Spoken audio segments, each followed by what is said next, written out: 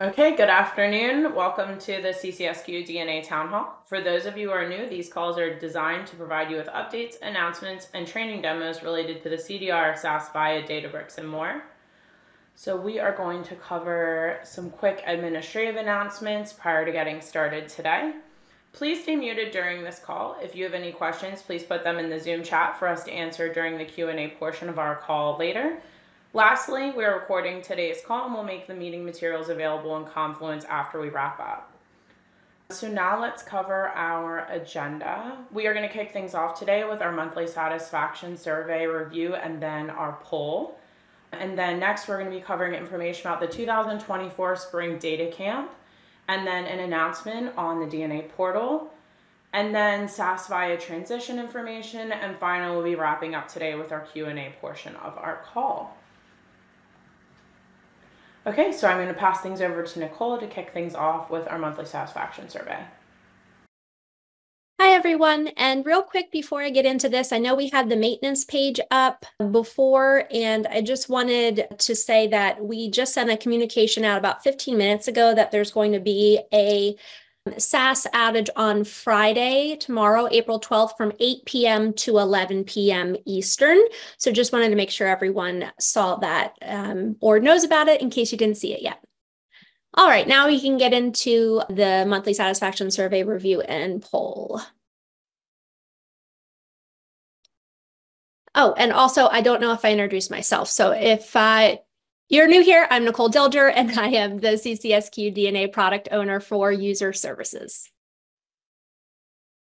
All right, so we are going to be reviewing the survey results. As a reminder, we did not have a town hall in March. So these survey results are actually from the town hall that we last had in February, where we asked the survey participants to rank their satisfaction for the month of January. So just in case anyone is wondering why it is showing January, that is why. When we take today's survey, we can do that for the month of March, and then this will be updated then for the next time we meet. So I just wanted to go through that. All right, so how satisfied are you with the performance and uptime of the CCSQ DNA environment? For the month of January, we did have a decrease in satisfaction with an increase in the dissatisfied category. You can see we had 44% satisfied, 14% neutral, 37% dissatisfied, and we had more participation in the last town hall. We had 95 responses. So we saw the most participation we have over the past 6 months in that survey. So thank you for those that participated. We can go ahead and go to the next slide. How satisfied are you with the support you receive from the help desk in addressing your questions or issues with the CCSQ DNA environment? Once again, for the month of January, we had a decrease in satisfaction, 54%. We had 7% neutral, 22% dissatisfied, 17% NA for that one. And once again, 95 participants. You can go ahead and go to the next one. How satisfied are you with the resources available from CCSQ Data and Analytics? We had a decrease of satisfaction for the month of January, and again, an increase in dissatisfaction. You can see the scores there, 49% satisfied, 21% neutral, and 20% dissatisfied. And I'm going to talk a little more about what we are doing because of those results. If you want to go ahead and go to the next slide. So in our survey, we ask about training materials. What would you all like to see? We got some great feedback in regards to SAS to Python / Databricks conversion training or tools, Databricks training specifically, and then Python training. And because of that, we'll be going into this a little later when we go over the SAS transition information of how we're going to be taking this feedback that you've all provided and acting upon that to give you all the resources you need and are asking for. So just wanted to go over that, and we'll talk more about that when we get into the SAS transition portion of this meeting. You can go ahead and go to the next slide. Okay, so with the monthly satisfaction survey, most of you are used to doing this in Zoom, but we are going to be doing it a little differently moving forward.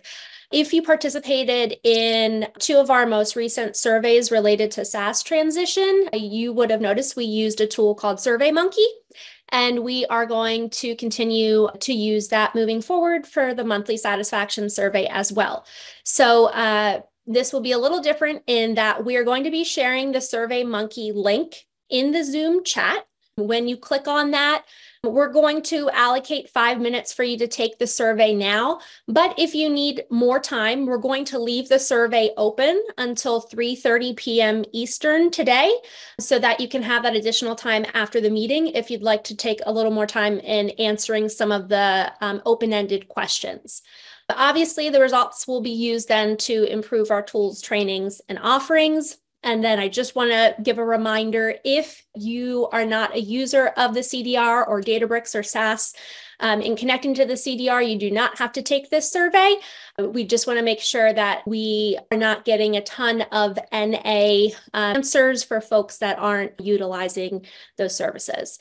So if you can go ahead and find that link in the chat and take the survey, we'll pause here for 5 minutes and allow you to answer those questions.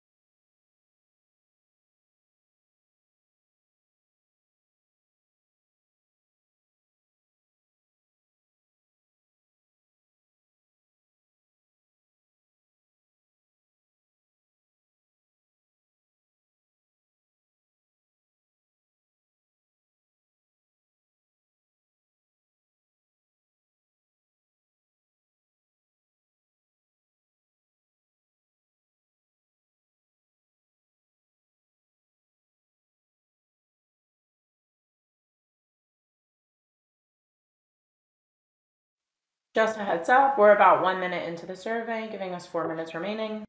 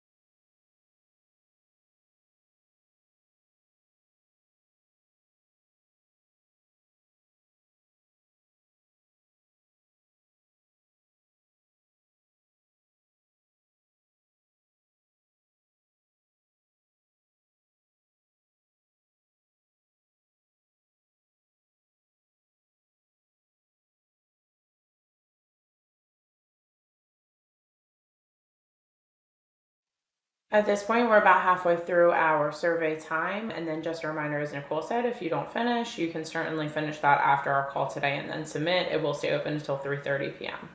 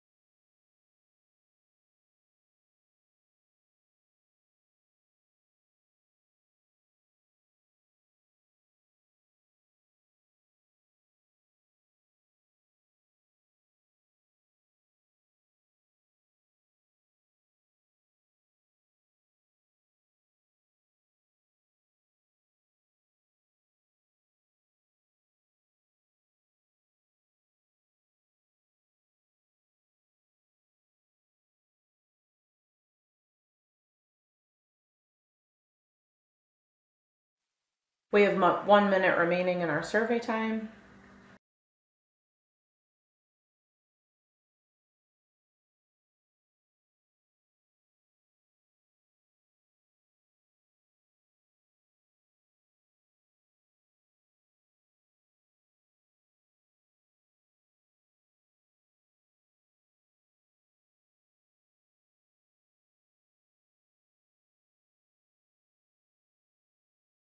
Thirty seconds.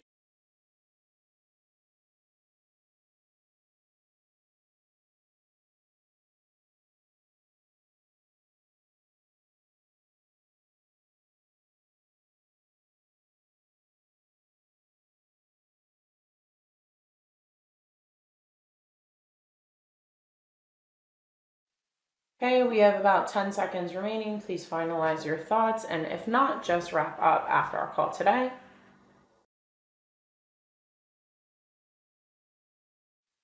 Okay.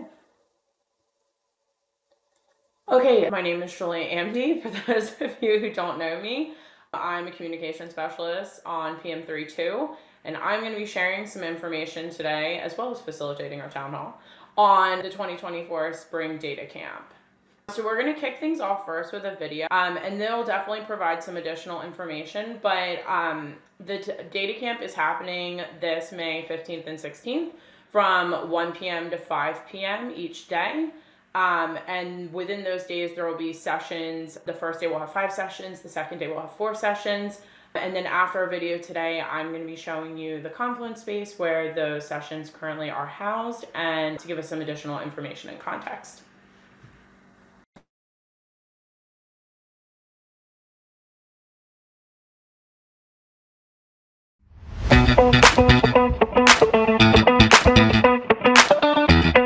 On May 15th and 16th, the CCSQ Data and Analytics team will be holding our 6th CCSQ Data Camp, a multi-session event focused on educating the CCSQ DNA user community. The mission of the CCSQ DNA team is to encourage the community to come to the data, as it is vital to build and utilize centralized, robust, and reliable data and analytics solutions. During this data camp, we will be exploring sessions on the SAS Viya transition, Databricks, QuickSight, and the CCSQ Data and Analytics portal. We will conclude the Spring 2024 Data Camp with a session centered around CCSQ's future vision for the roadmap. Visit our site today for session and invitation information. We hope you can join us.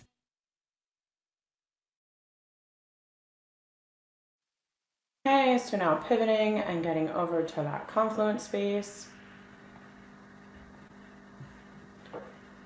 Okay, so this is where our data camp information is housed. You can find it under our community tab in our DNA space in Confluence. In addition, there's our town hall information if you need that as well.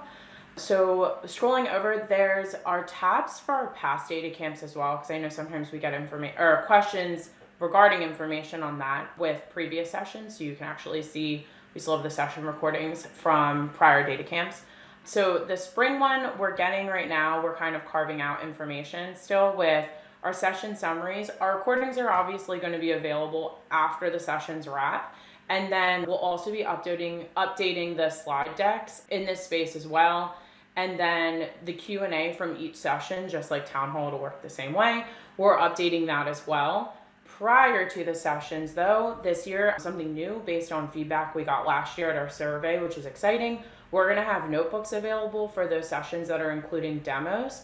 Those will be available prior to data camp, so we'll be sending information out with how to access them. But in addition, they're gonna live here in this space here where you can see, like for the fall, for some of the ones that had the notebook available, it gave information on how to access that. So it'll look pretty similar for spring, but that's going to be available prior to data camp instead of afterwards. We'll be sending out email communications and Slack communications as well when those things are available to download and get started.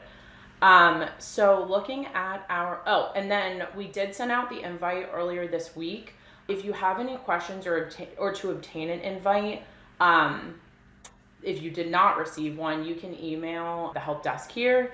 And then, so now just looking at our sessions, day 1 encompasses the first 5 sessions. So that would be this first one, which is going to be kicked off with Ken Howard and Alicia Hudson. And then also we're going to have some testimonials from the DVA team. So that's going to be looking at like a leadership introduction and looking ahead. Then next we're going to have code conversion and best practices with Derek, a public portal demo, which I know we've been getting a lot of questions and excitement regarding the DNA portal, and Nicole's actually going to be giving us some more information there today. And then the next one is Python for SAS programmers from Colton. And then our last session for day 1 will be R for SAS programmers from Dan. And then moving into day 2, we'll kick things off with QuickSight visualization versus Databricks visualization, comparative qualitative analytics capabilities, NLP, and then that one we're going to be getting some more information soon as well, so that's exciting. And then data claims are presenters TBD for that. And then the CCSQ DNA roadmap and vision, so that's kind of a wrap, which is a little bit different from last year as well. So our intro session is going to be kind of kicking things off on where are we going, and then a look back at this past year, and then the last session is going to be kind of the vision for the future, and that will be presented from Ken Howard, Alicia Hudson, and Justina Sardine. And I think those are our sessions right now. We're continuing to add information as we get it and as presenters are giving us materials and resources, so those will definitely be coming available to our Confluence page. So please keep an eye out and keep checking back, and then we'll be sending out updates via email and Slack, so look out for those as well as we have new information and resources. Okay, so toggling back to our presentation.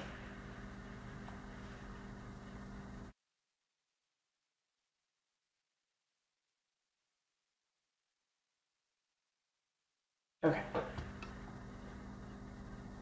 So now I'm going to turn things back over to Nicole for some portal updates. Yes, and I am filling in because our portal is out of the office right now. So I am going to just give a little bit of information about the exciting announcement for public portal. If you can go ahead and go to the next slide, Julia.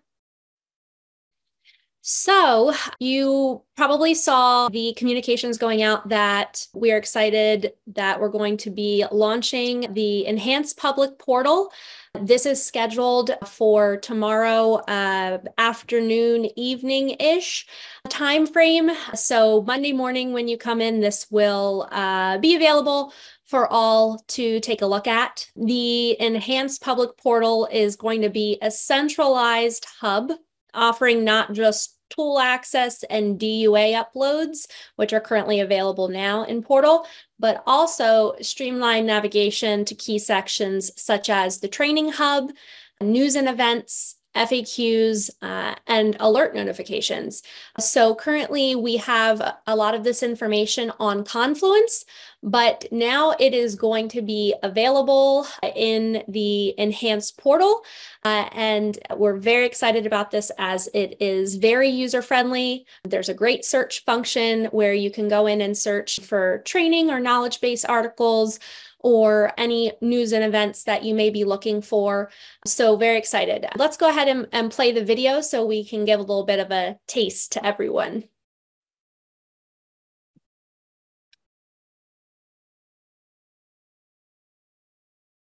The CCSQ Data and Analytics Portal transforms the way you experience and interact with our content. Portal offers an enriched public content experience, serving as your home for everything data analytics. We've made accessing information easier than ever before, and we've added features to meet your needs. The Training Hub houses your training resources, including knowledge base articles and videos. Here you can find training materials for each toolset provided by CCSQ Data and Analytics. Additionally, you can request access to these tools through the Training Hub. Each training tool page offers a range of training resources, comprising of a blend of knowledge base articles and training videos. Confluence offered limited search functionality. With Portal, we've revamped the search capabilities, ensuring you find the right content quickly. With its intuitive design and enhanced search capabilities, Finding the information you need is as simple as a few clicks. No more endless searching or frustration over buried content. Discover the latest updates and stay informed with our new News and Events section. You can find information on happenings, including town halls and data camp events. Check out News and Events to stay in the loop and up to date with all that's happening in our community. The FAQ section organizes the most frequently asked questions. Whether you're curious about a topic or in need of troubleshooting guidance, our FAQ section will meet your needs. The newsletter section of Portal brings all our current and past newsletters together in one convenient place. Newsletters feature updates, training, and important information. Browse the newsletter archive to catch up on anything you may have missed. Here you see another new Portal feature. Our support section is your go-to destination for all things technical assistance and data related. Whether you have a technical support request or a specific data analytic request, the support page can help. We value your input, and in a future release, you will have the opportunity to share your ideas and opinions using Portal's user-friendly feedback form. Thank you for joining us on this exploration into the CCSQ Data and Analytics Portal. Keep an eye out for updates on the upcoming release date. All right, great. So as you can see, there's going to be a lot of great things happening with the enhanced portal. And like I said, the release of that will be happening tomorrow afternoon into evening. And we will be sending a communication out Monday morning, just letting everyone know that that is up and ready to go. So let's go into our next presentation. So we're going to be talking about SAS via transition information. You can go ahead and go to the next slide. So what we're going to be doing is talking about the support plan. What all does that include? What does that look like to help the impacted orgs and users who are going to be transitioning from SAS via? So what we're going to be doing is in the next week, you're going to be receiving an email related to scheduling kickoff meetings. So there will be kickoff meetings scheduled with any impacted orgs who are currently using SAS via, and those kickoff meetings will be starting as early as next week through the next 6 to 8 weeks after that. We will have a SAS transition reference page, so kind of a one-stop shop to talk about SAS transition, provide you with resources, training links, and instructions on how to access some of the tools, which we have listed here. We're going to be piloting Databricks Assistant.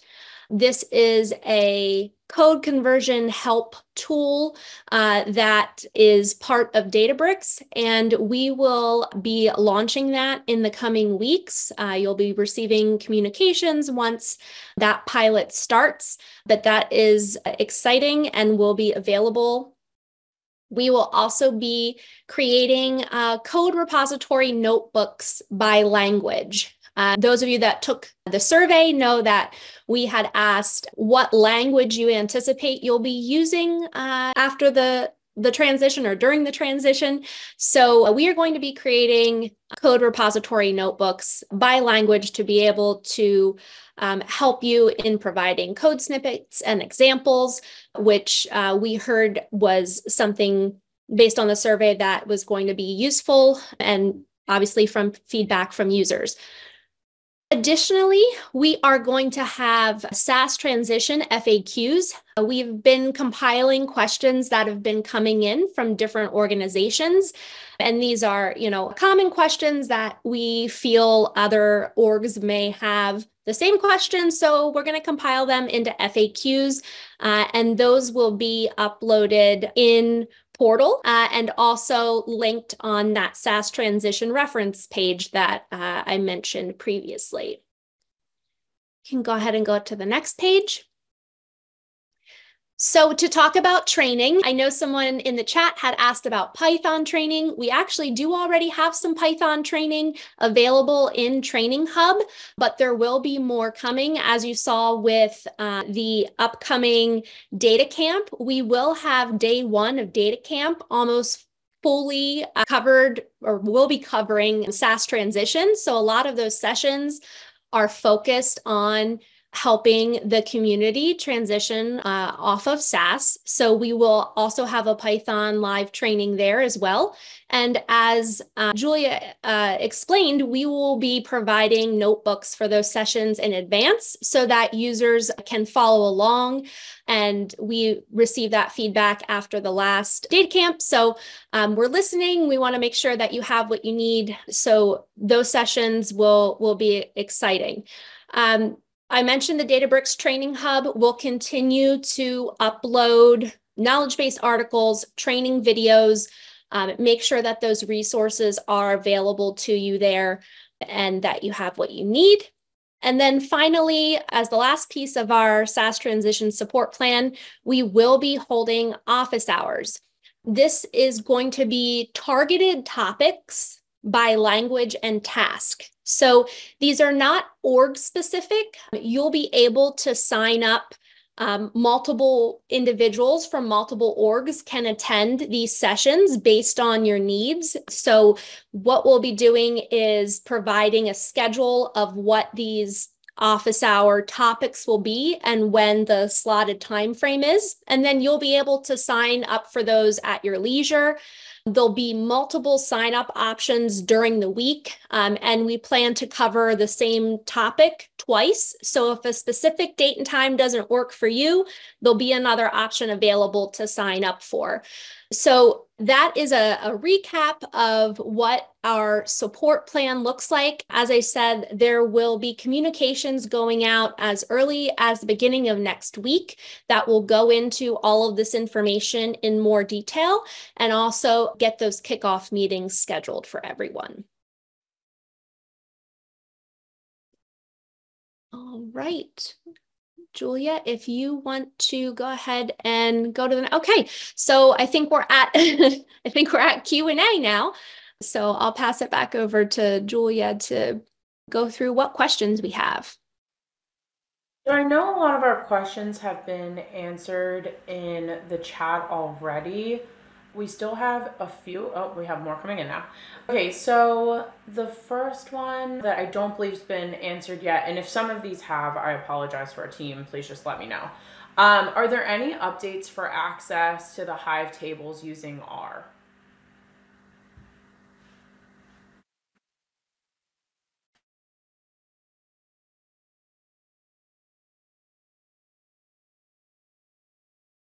Julia, I don't have any updates on that. I don't know if anyone else from the team has any updates that they can share. If there isn't anyone on, we can certainly take that back. We take all of our QA and compile it and then make it available. So if we don't have someone on that can answer, we can definitely take it back and make sure that we get that question answered.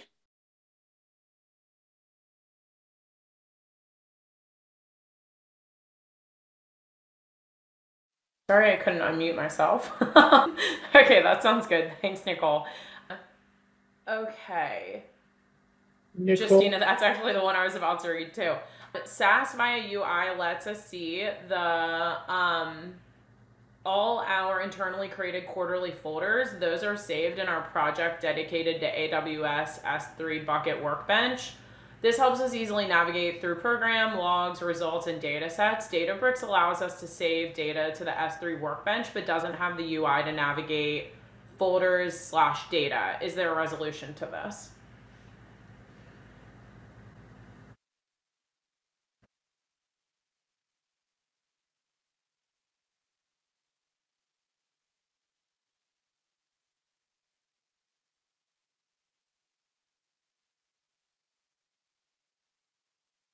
I'm going to have the same response there. So apologies. I don't know if we don't have our technical SMEs on, but I can't answer that question, but we'll certainly get the answer for you all.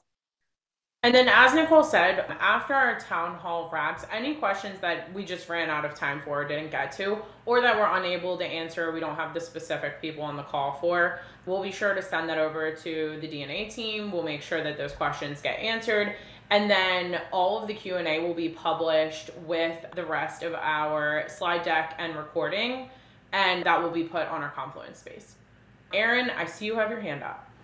Yeah, I was struggling to come off mute to help answer that last question. So Databricks has a future feature called volumes that will give us the ability to do that. We have a couple stepping stones to get there to ensure that we maintain backwards compatibility and compatibility with SAS and that kind of stuff that prevent us from getting there right this minute. But we are working very proactively at enabling that. In the meantime, that workbench or that workspace is pointed to an S3 bucket that should it should be the same one that you can see in UFM or MFT or whatever you're using on that side. I can't remember I think everybody's moved to UFM at this point, but you should be able to do that there. It's not the most ideal situation to have to kind of use two different tools to browse, but it's something that we are actively working on enabling in Databricks.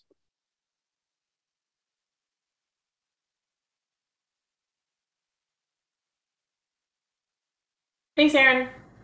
Okay, so our next question, just to confirm, the Databricks environment is available now, right? So we can work with trainers to transition our SAS code to SQL.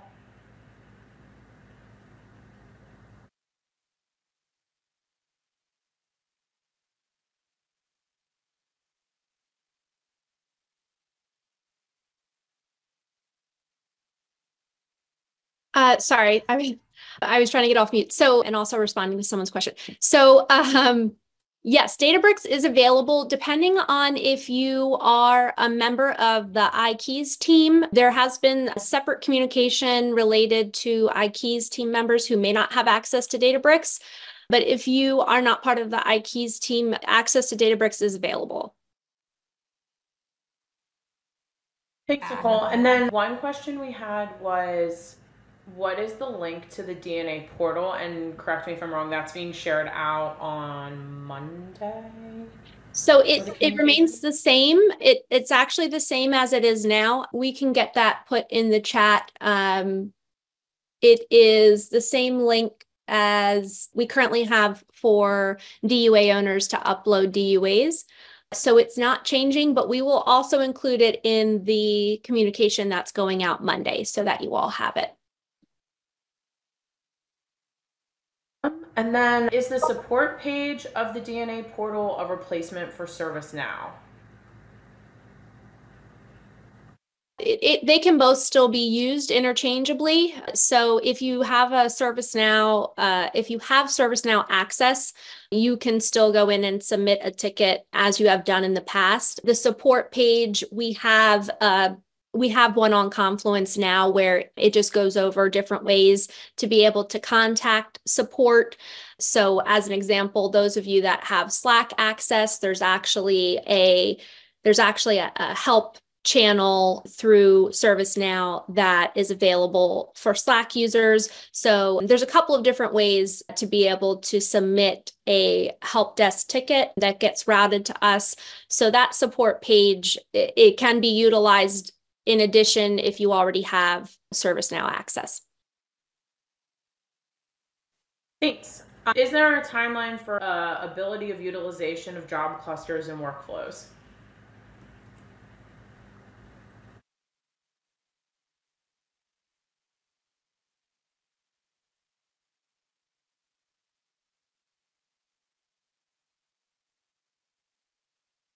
Can you repeat that question, Julia? Sure, no problem. Is there a timeline for ability of utilization of job clusters in workflows?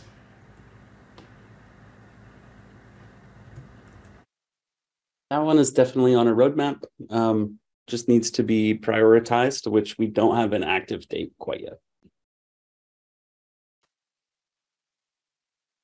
Okay, thank you. Sorry, I'm simultaneously trying to make sure I'm not missing any questions. Okay.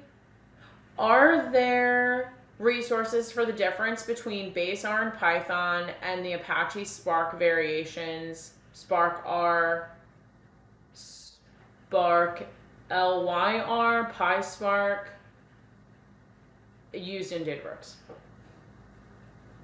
Yeah, was the first part of that, is there current training or documentation? Was that the first Are there part? resources? Oh, for are there the resources? differences between? Yeah, so part of that will be covered during data camp.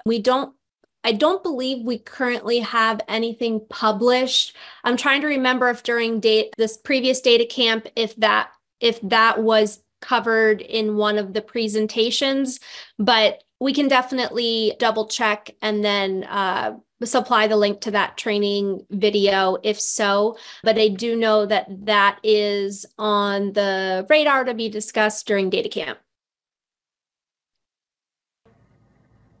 How do we connect MFT to Hive to load local tables?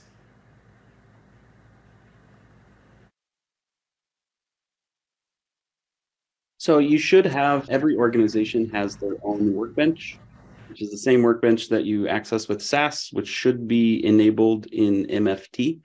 So you should be able to use FT to load and unload data into that workbench, and then from that S3 path, load or unload data into Databricks for use there. Okay, thank you, Aaron. Will Max receive information on training sessions? My understanding is yes. I don't know if CMS wants to chime in anything additional there. This is Tom. So the Max will definitely receive training and communication. Absolutely. Thanks, Tom. Is the new portal a replacement of the current DNA Confluence, or is it an augmentation of?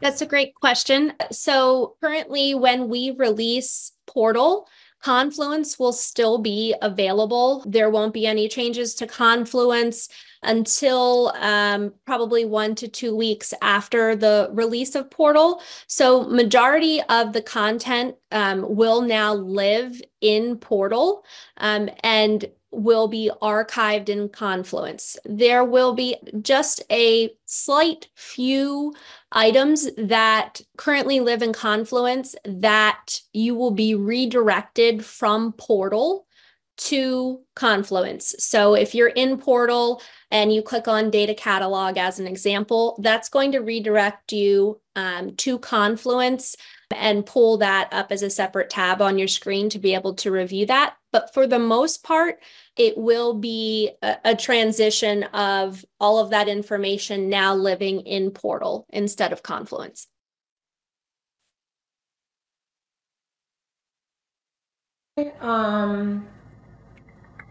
Is it possible to create a shared folder in the Databricks workspace that multiple users can access and control the rights, but would not be shared with all users? When I create a shared folder, it must be shared with all users.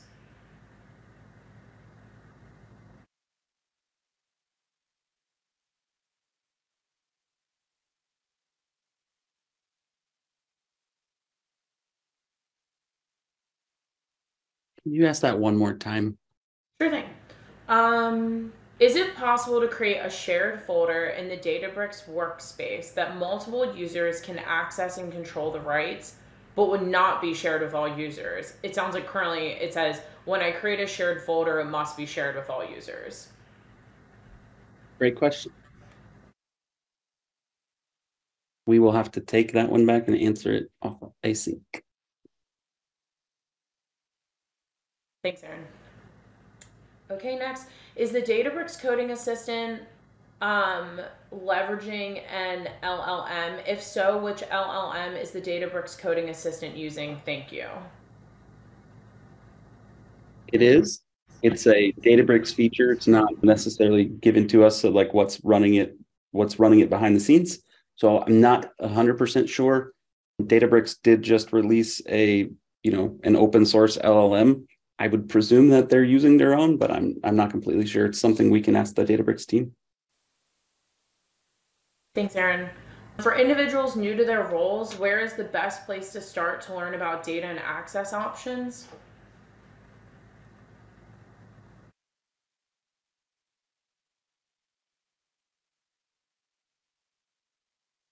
I would say that that would be our Confluence page, which will soon be turning into Portal, but we can put that that link in the chat. Will there be integration of RStudio functionality within the Databricks environment?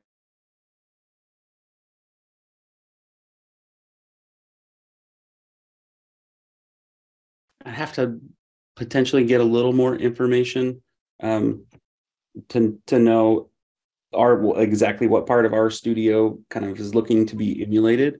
To be able to really answer that question, I think just ask kind of what exactly they're looking for. Hopefully they can follow up in the chat then as well. I'm getting an internet unstable notice. Nicole, can you still hear me? Yep, you're still good. Okay. Fingers crossed that stays.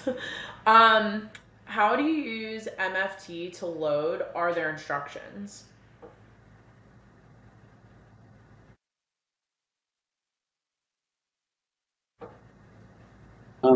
And I don't know if who's on from the ESS team who manages MFT, but I think there's instructions on Confluence, but we can surely sync up with that team.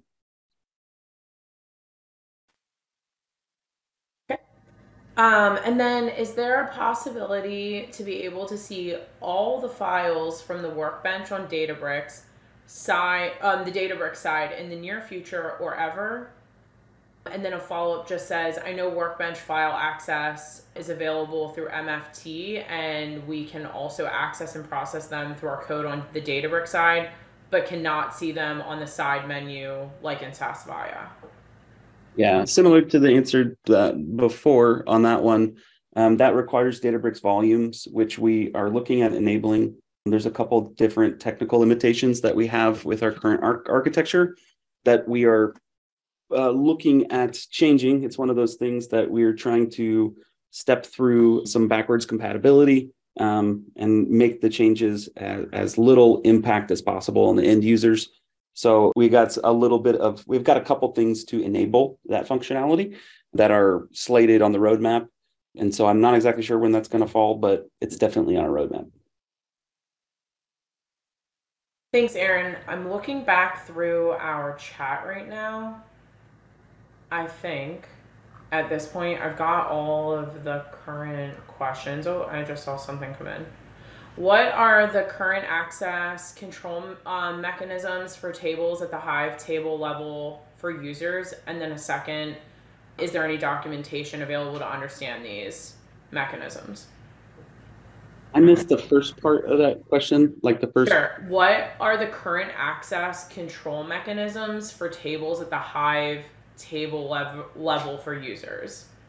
So everybody is apportioned a database for themselves, which can be used in tables created. You'll have kind of carte blanche access to all of those that you create. Other tables are managed either through the DUA process or, specifically if it's not a data set that's actually governed by DUA, there's another process for that. And so we can granularly manage table access to any different org at this point. Thanks, Aaron. I think I'm seeing some answers to questions coming, but I don't see any current questions. If I've missed any, please repost them in the chat. Anytime there's like a thread coming through, sometimes it gets a little wonky on my end. Is there a IMPL environment for Databricks, and will the login process be the same? There is. However, we typically are not giving people access to that unless it's a BYOA access. So like system to system, our IMPL environment is primarily for integrating other systems rather than user direct access. We're working on creating some of those databases that are not the actual prod database. And so we're working on, doing that by default, but really because Databricks is not like a monolithic kind of product that like you can affect somebody else. So typically, for those kind of testing purposes, we recommend that people use the prod Databricks. I mean, kind of think about that as using the prod confluence, right? And manage and edit your data there. But and you can go to either a test table, not to interfere with any of your prod tables, or you can request a test database be made, and that will kind of be your container for any of your non-production jobs that you don't want to interfere with. And typically people are trying to access prod data in our Impl environment. There is no actual data there. We have a couple like mock tables, but there's no actual data there that will help you. Okay, Aaron, it looks like this next one's for you as well. Aaron said they have provided a structure for groups to put tables into. Is there a way to structure this, i.e. create subfolders within it to separate the tables into different folders? Yep. Yeah. So inside that workbench is up to you. The world is your oyster there. So you can create whatever folders you need. There is an effort. This is probably even too early to talk about, so forgive me. There is an effort to give a non-production kind of lane in that, but we're still working on the exact specifics of it. But yeah, you can create whatever folders you want inside of there. And then I know we had a couple people asking about how to use MFT to load their instructions, and Gennady just dropped a link in the chat as well, so if anyone missed that.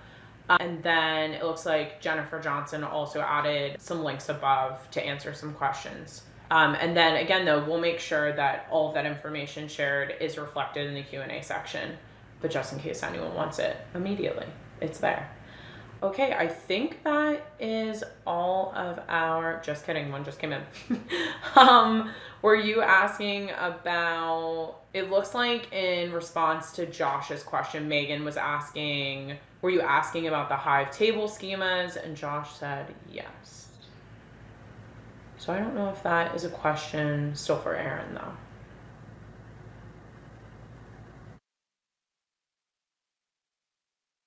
I think Aaron already answered this, but I'm not sure.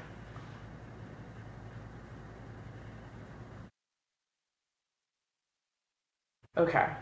I think at this point, all of our current questions have gotten responses. Obviously, if anything is missed, please send it again. But if not, we'll make sure to get any that we didn't have answers for or may have missed out as we get the Q&A answered. Here's another one. Are there any future plans to allow us as users of the Databricks compute cluster to install any library we need on the cluster, or all of the installations need to go through a request to you guys? So you should be able to add whatever libraries that you want to your cluster after you start it up, acknowledging the fact that it is not the absolute most convenient thing to do that every time your cluster starts up.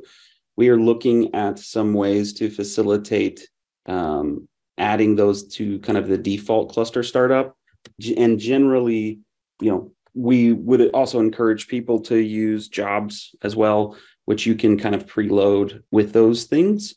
But right now, you should have the ability to load the libraries that you need.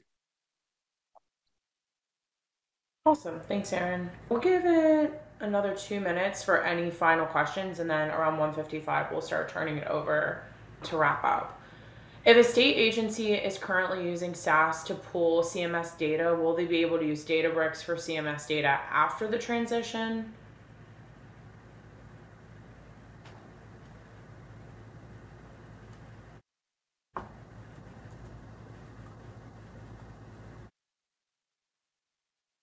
I'm going to yield to someone else who knows that. I don't know.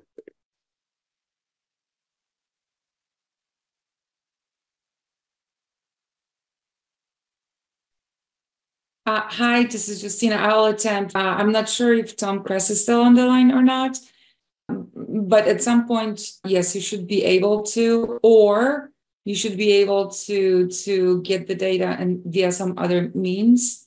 Right now, I know that there is a haul undertaken on the Keys iKeys side that I unfortunately don't have details on, that may slightly, postpone when you could use those tools.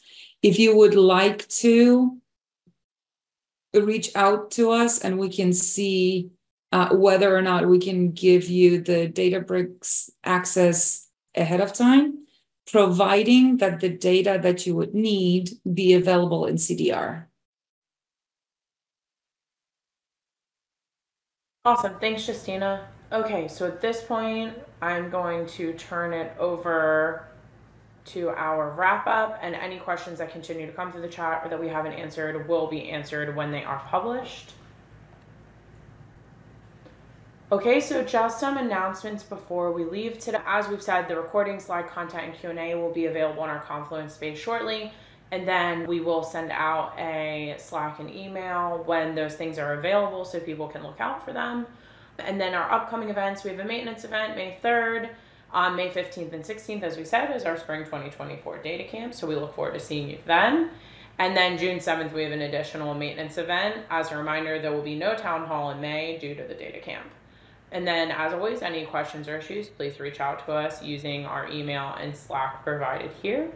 And we want to thank everyone for joining us. We appreciate your time, and thank you to all of our presenters today and those of you guys who answered all of our questions. And we will see you next time. Thank you. Have a good day. Thank you. You too.